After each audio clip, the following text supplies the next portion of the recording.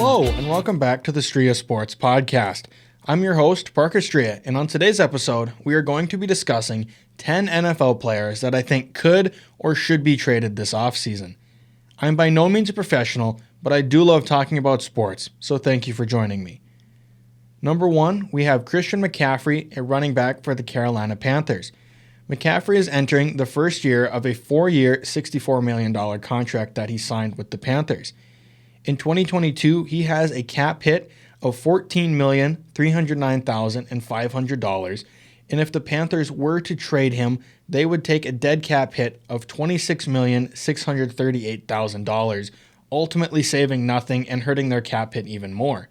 But in 2023, he has a cap hit of $17,709,500, and if they trade him, the Panthers would only take on $12,828,500 in dead cap, and they would save almost $5 million. Now, McCaffrey was considered almost an Iron Man in his first 3 seasons in the league, as he missed 0 games throughout the first 3 seasons, but in the last 2, he has missed a total of 23, which has led to questions about his durability in the league and has really brought questions about the contract that he was given. But he is only a couple years removed from his 2019 season, in which he had 2,392 total scrimmage yards, with 1,387 of those being rushing and 1,005 being receiving. And he also had 19 total touchdowns that season, with 15 rushing and 4 receiving. Now, if he is to be traded, I believe his most likely destinations are Buffalo, Houston, and Seattle. Buffalo does have solid running backs in Zach Moss and Devin Singletary, but I don't think either of those are game changers like Christian McCaffrey is. He could really come in and bring a much-needed element to that offense that I think would make them even scarier in the AFC. Houston, that team's just really bad. They could use all the players they can get, and I think bringing in a guy like Christian McCaffrey, who when healthy is considered one of, if not the best running back in the league. And then Seattle, they just need, Chris Carson is a good running back, but he's also almost at the end of his contract. I think they signed him to a 2-year, $10 million extension last year, so his contract is winding down. And with quarterback Russell Wilson considering wanting out of Seattle, I think bringing in a former all-pro running back like Christian McCaffrey could really entice him to stay, because then that offense would be really scary. Speaking of Russell Wilson, he is number 2 on my list. He is a quarterback for the Seattle Seahawks. He is entering the 3rd year of his 4-year, $140 million extension that he signed with the Seahawks.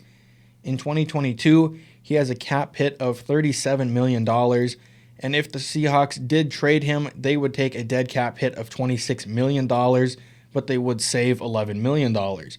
Now in 2023, he has a cap hit of $40 million, which is more than this year, and they would only take on $13 million in dead cap while saving $27 million. So if you look at the numbers right there, it looks like they should get rid of him next year if they do get rid of him just for money reasons. But if he does want out this year and he is set on leaving, they would still save $11 million that they could spend somewhere else. But he does have a full no-trade clause, so if he is involved in a trade, he has full say on whether he's going to go there or not. So that could really, really hurt their chances of moving him, because there could be teams offering them a good package for him, but if it's a bad team, he doesn't want to go there. That could completely dismantle trade talks. Now, most likely trade destinations for him, I have Philadelphia, the New York Giants, Washington, and Carolina. I don't think Philadelphia is sold on Jalen Hurts yet. He did have a better sophomore season than many people would have thought he would have had, but I don't think they have their franchise guy. Russell Wilson could come in and really propel that team to another NFC East victory, like winning that division. And I think that team, other than the Cowboys, I think that team is the closest to winning that division. So bringing in a guy like Russell Wilson could really help them. New York and Washington, both NFC East teams as well. Neither of them, I believe, have their franchise quarterback. I don't think Taylor Heineke is it for the Washington Commanders, and Daniel Jones is definitely not it for the Giants. So, like the Eagles, bringing in a quarterback like Russell Wilson could seriously propel that team in the NFC East standings and can easily put them over the Dallas Cowboys if they can put pieces together on the rest of the team. And then, like with the Christian McCaffrey trade, I do have Russell Wilson potentially going to Carolina and teaming up with McCaffrey, unless McCaffrey would be involved in a Russell Wilson trade. I don't think Sam Darnold's the guy for the Panthers. I don't think PJ Walker is the guy for the Panthers. Cam Newton's not the guy. Bringing in a guy like Russell Wilson who can scramble, who can throw with the best of them, would really help that team. And I think that division is kind of wide open with Tom Brady leaving. I think the Bucs are probably still going to win it, but if you put Russell Wilson on that team that's already so young and has a lot of potential, you could really see some growth, and they could be a serious contender for a playoff berth. Number 3 on the list is Jordan Love, the quarterback for the Green Bay Packers. He is entering his 3rd year in the league as he was the 26th overall pick in 2019. Now, this might be a little surprising that he's on the list considering Green Bay drafted him to be the heir to Aaron Rodgers. But, I mean, his situation does fully depend on Aaron Rodgers, because if Green Bay signs Rodgers to an extension and they commit to him until he retires, there's no reason to keep Jordan Love on the team. Anybody can play backup. Like any backup quarterback in the league, I believe, can come in and produce. So getting rid of a guy who's only 23, I think you could still get some good capital for him. You could get some good stuff in return for him. Now in 2022, he has a cap hit of $3,377,305, but he does have a dead cap hit of $6,518,842 if they do trade him. So they would save nothing. But in 2023, he has a higher cap hit of $3,940,189, but his dead cap hit was lower with $3,141,537. So they would save almost $800,000. Now that money, you're not really going to do a lot with that, but it can go towards other players. I mean, you're not going to get a star player for an $800,000 contract, but I mean, the more money you have to spend, the better.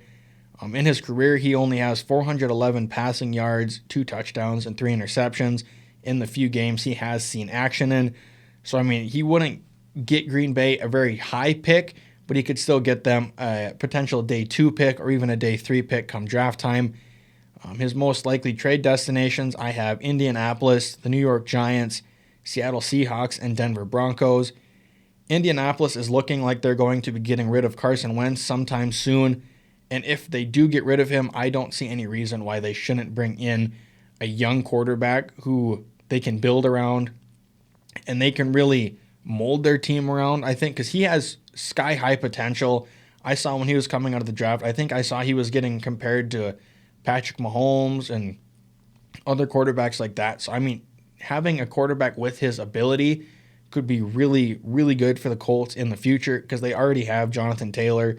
So put a quarterback that you can develop and already has some development behind one of the greatest quarterbacks of all time in Aaron Rodgers.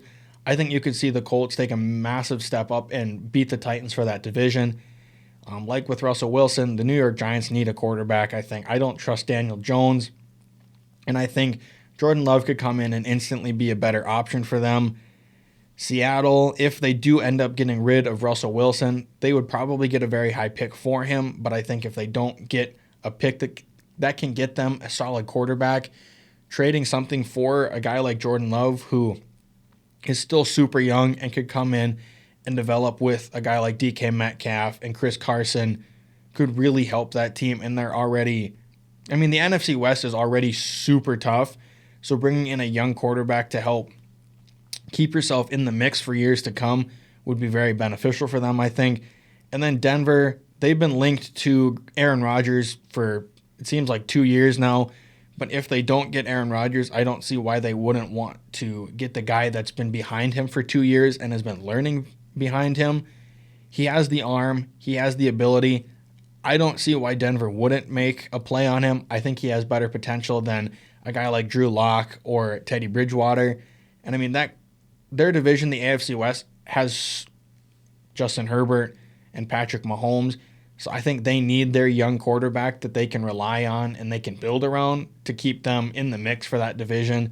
Their defense is already good, so I think get them a solid quarterback and they could be scary. Number 4, I have Jarvis Landry, a wide receiver for the Cleveland Browns.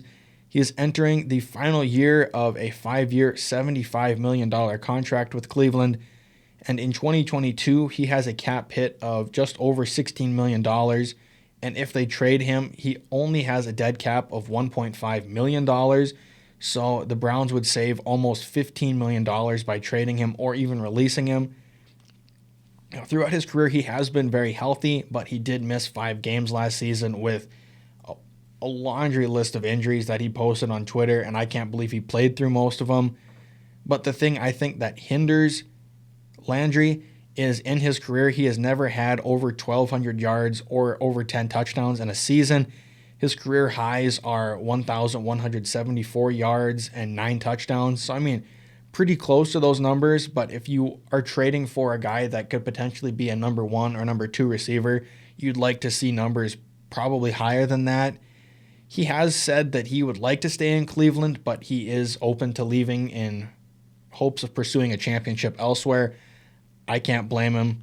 Cleveland is kind of a dumpster fire right now, in my opinion, because the past 2 or 3 years they've been hyped up to be the next big thing, and then they've just underperformed every year. So you never really know what's going to happen with them. And then most likely destinations for him, I believe, are Miami, Chicago, and the Los Angeles Chargers. He started out his career in Miami, and I think Miami, other than Jalen Waddle, is really lacking in the wide receiver department. So getting a guy like Landry back could really help with the development of Jalen Waddle. It could help with Tua Tagovailoa. I think he could just really overall help that team as a veteran presence on the offense that team lacks. Chicago, there's talks that they're going to get rid of Allen Robinson, so bringing in a guy like Jarvis Landry, who could be a number 1 or number 2 receiver on that team, depending on how they feel about a guy like Darnell Mooney, could really come in and he could help change the culture of that team like he did with Cleveland, because Chicago has been bad for a while. I know a couple years ago they did make a deep playoff push and were the number 1 seed, but that team is just, they have a lot more questions than they do answers. So I think bringing in a guy like Jarvis Landry, who could help with the development of Justin Fields, Darnell Mooney, and even some of those younger tight ends, running backs, just everyone on offense, I think could learn from Jarvis Landry. And then the Chargers, this might be a bit of a questionable one because they do already have Keenan Allen, and they probably will re-sign Mike Williams. But I think if they don't, I don't see why they wouldn't go out and get a guy like Jarvis Landry who could come in and be a solid number 2 behind Keenan Allen. I think they're 2 of the most reliable receivers in the league when they're healthy. So I think giving Justin Herbert another reliable weapon could really help his development and could help push the Chargers up the AFC West standings. Number 5, I have Saquon Barkley, the running back for the New York Giants. He is entering the final year of his rookie contract, his 5th-year option, as he was the number 2 overall pick in 2018. Now in 2022, he has a cap hit, of $7,217,000. And if they do trade or release him, his dead cap is that same number because his 5th-year option is completely guaranteed.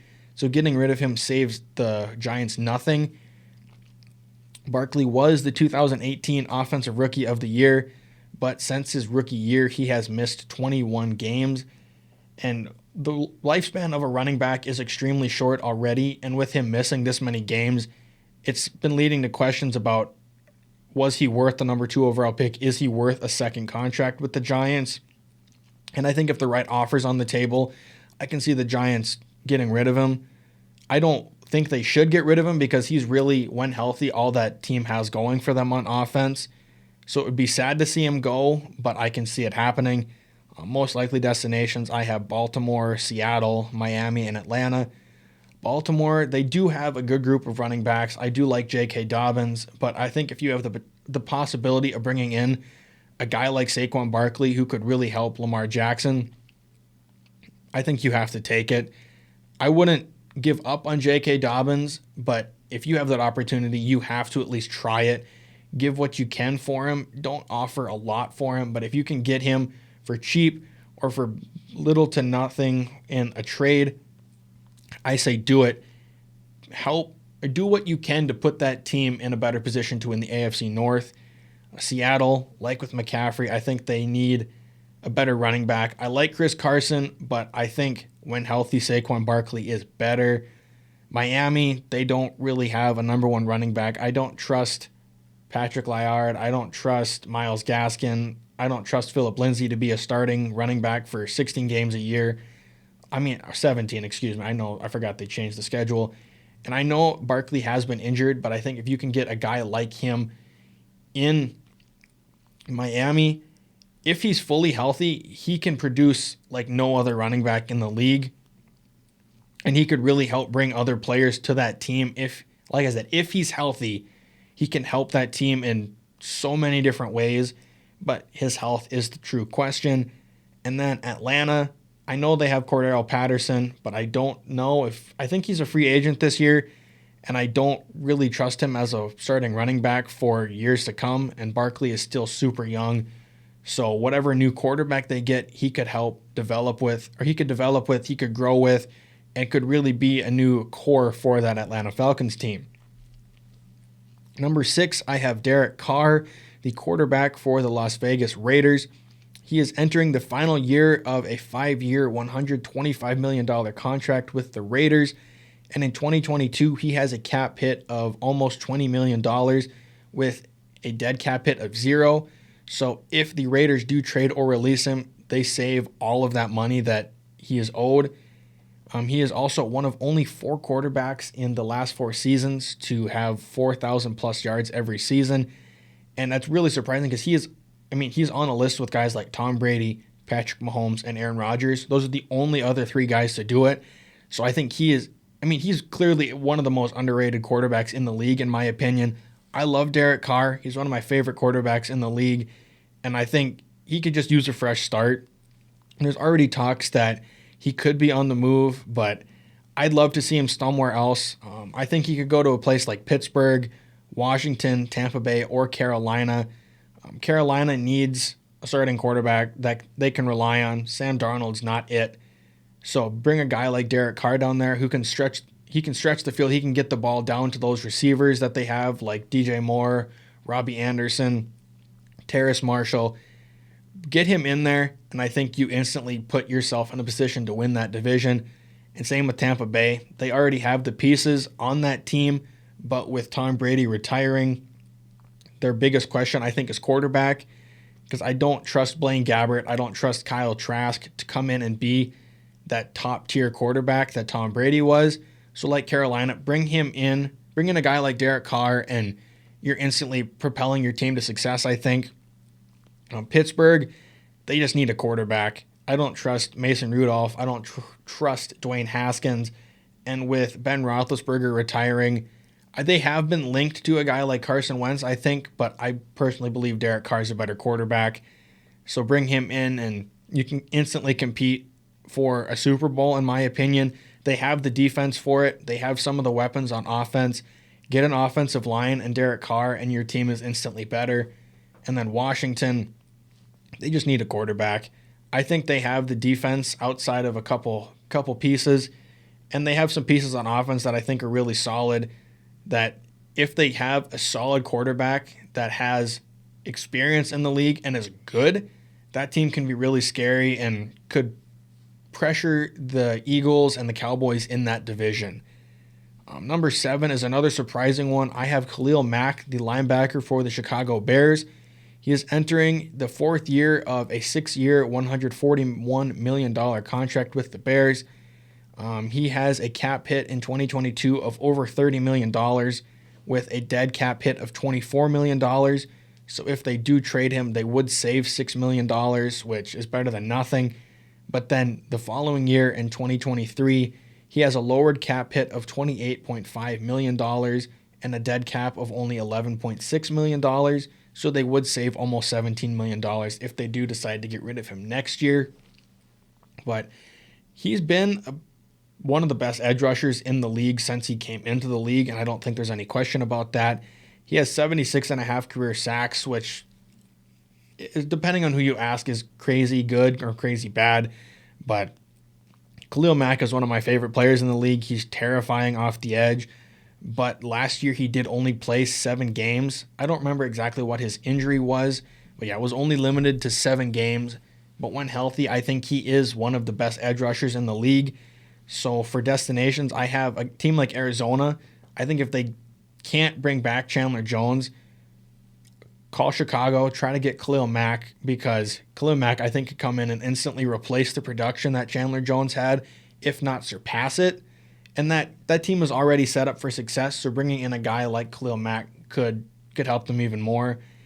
Denver, I just think that team needs help. They already have some pieces on defense like Bradley Chubb and Justin Simmons and Patrick Surtain. Like, they have the guys in the secondary, but I don't necessarily trust their front seven and their pass rush as much as you'd like to. And if they do end up getting rid of a guy like Bradley Chubb in a potential Aaron Rodgers trade or a trade for a quarterback, I think that leaves a big hole in their pass rush. So bringing in a guy like Khalil Mack, who fits the 3-4 scheme, could come in and could instantly, he's used to the division. He played with the Raiders for however many years, so he's used to playing those teams 2 times a year. And I would love to see him in that blue and orange. And like with the Broncos, the Chargers, I think, would be another good option for him. That team is really young, has a lot of potential, and getting to play alongside a guy like Joey Bosa would be really beneficial for both of them, I think, because you're going to have to double team one of them, and whatever when you're not double teaming is going to get to the quarterback, or if you double team them both, whoever's in the middle is going to get the quarterback. So that could be really scary for opposing teams. And then the last destination I have is Philadelphia. I think this is the most unlikely one just because I don't know if Philly has the money for it, but I think bringing a guy like Khalil Mack to Philadelphia could really bolster that defense. They have some young pieces on defense that I think can produce and can develop into solid players, but bringing in a guy like Khalil Mack instantly makes your team better. He's terrifying, and I think he could really torment opposing offensive lines in that division alone, because Washington doesn't really have a good offensive line.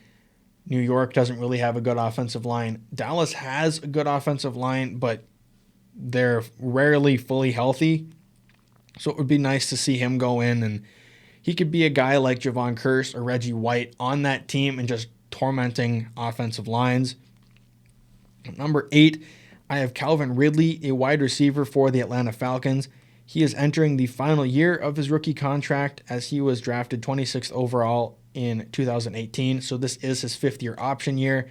His cap hit in 2022 is just over $11 million, with his dead cap being the exact same number.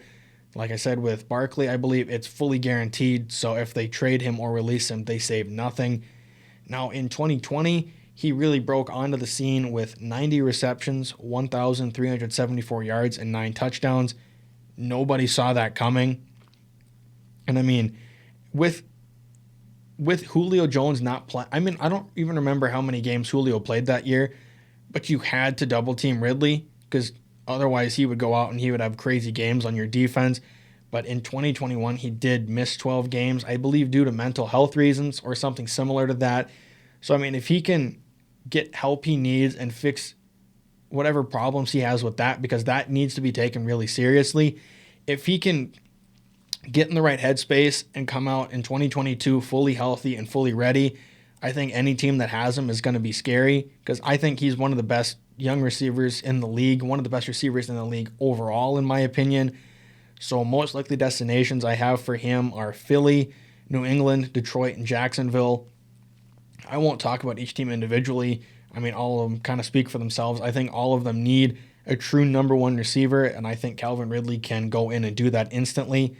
I personally would like him in Philadelphia just because, I just like I like Philly more than the other 3 teams, and I think he would have a better chance to produce in Philly, because Mac Jones was good, Jared Goff was all right, and Trevor Lawrence was, in his rookie year. I just trust the Eagles organization more at the moment than I do the other 3, other than maybe New England. But I don't really trust any of the receivers that they have in New England. So, I mean, maybe if Calvin Ridley goes there, Mac Jones could really jump up into that next year of quarterbacks, but I guess we'll have to see. Number 9, I think, is probably the most surprising on my list. I have Danielle Hunter, a defensive end for the Minnesota Vikings. He is entering the 4th year of a 5-year, $72 million contract with Minnesota. In 2022, he has a cap hit of just over $26 million with a dead cap hit of only $7.5 million. So if they trade him, they save almost $19 million, which is huge for that team that is already kind of strapped for cash. In his career, he has 60.5 career sacks, which is really impressive. But in the last 2 years, he missed the entire 2020 season, and then he missed 10 games in 2021. So injuries have really plagued him for the last couple seasons, which might make his value drop, which means teams could offer less for him if the Vikings really want to get rid of him. I don't think they do, because he's easily the best pass rusher on that team, and I think he's arguably the best player on that defense other than maybe Harrison Smith and Eric Kendricks. So I think they'd be stupid to get rid of him, but if a team wants him bad enough and are offering something, I think Minnesota has to at least listen to the phone calls. Most likely destinations for him, I have Buffalo, Philadelphia, New York Jets, and Indianapolis. I think those teams just need a solid number 1 pass rusher. Buffalo has young guys like AJ Epineza, Carlos Basham, and Gregory Rousseau that could develop into promising edge rushers in the league, but I think if you can get a guy like Danielle Hunter, who is a solidified number 1 edge rusher, that really, really makes them a scarier team in the AFC playoff picture. Philadelphia, like with Khalil Mack, they just need a number 1 edge rusher. I don't trust Josh Sweat and Derek Barnett or even Brandon Graham anymore. So I think getting a guy like Danielle Hunter could instantly make that team better. New York Jets, they're bad. They just need all the players they can get. And if they can get a guy like Danielle Hunter, that instantly makes their defense better. I don't think it makes the team record any better, because I don't know how much of an impact he'd really have, just because that team as a whole is really bad. But I think they'd be stupid not to at least offer for him when their edge rushers are a little lackluster. And then Indianapolis, they already have a guy like DeForest Buckner on that defensive line. They have a rookie from this past year in Kwity Paye at a defensive end spot. So bringing in a guy like Danielle Hunter alongside those two, I think could really push that defense up into the ranks in the NFL, and could really, that trade alone could win them the AFC South, I believe, because that defense would just be terrifying. There's not a lot of offensive lines, I think, that could protect a quarterback from those 3 guys alone.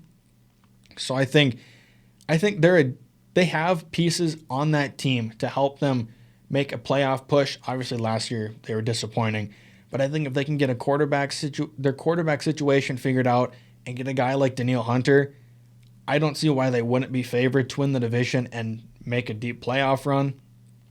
Number 10, I have Bradley Chubb, a linebacker for the Denver Broncos. He is also entering the final year of his rookie contract, as he was drafted number 5 overall in 2018. His 5th-year option gives him a cap hit in 2022 of just under $14 million, with a dead cap of about the same number. So they would save nothing if they do get rid of him. But Chubb does have only 20.5 career sacks, which is extremely disappointing for a former number 5 overall pick. You'd really like to see more production than that.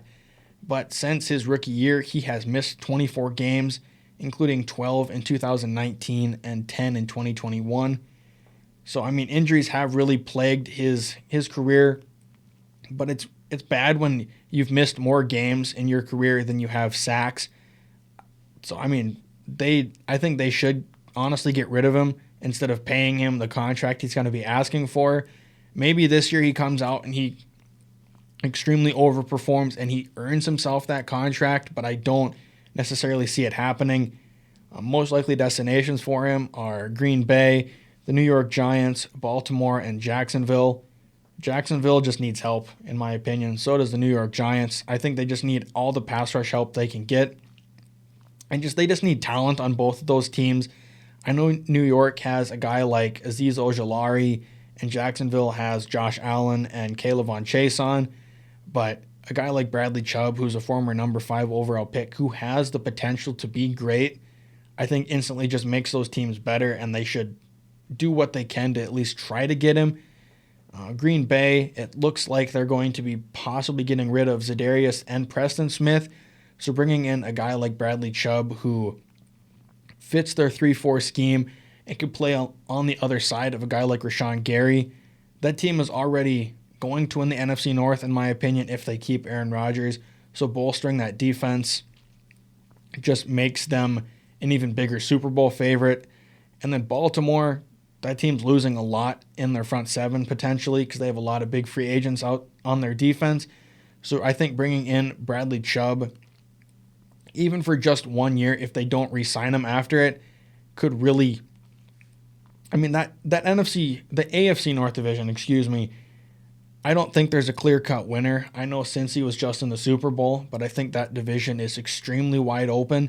So if Baltimore can stay healthy and get a guy like Bradley Chubb on their defense on the other side of Odafe Oweh, look out, because Chubb and Oweh are both extremely athletic edge rushers, and I don't think an offensive line in that division, other than maybe the Browns, could really stand up to them. There were guys I didn't mention just because it's been said that they're going to get traded, and I just didn't want to talk about them. Like Jimmy Garoppolo, it's already looking like he's going to get traded, so I don't really feel like talking about that unless something does happen.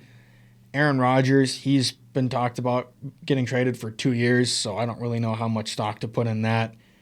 And then Deshaun Watson, I just didn't see any value in talking about Deshaun Watson getting traded until his legal situation is figured out. I don't really know what's going on with that, so I'm not going to comment on it. I think he will get traded, but I don't know exactly what's going on with his legal situation. But I'm your host, Parker Striha, and this has been the Striha Sports Podcast. Our random sport fact of the day is that quarterback Brandon Weeden was the oldest player to be drafted to the NFL, as he was 28 years old when he got drafted in 2012. As always, thank you for tuning in, and don't forget to hit that notification bell for whenever a new video gets posted.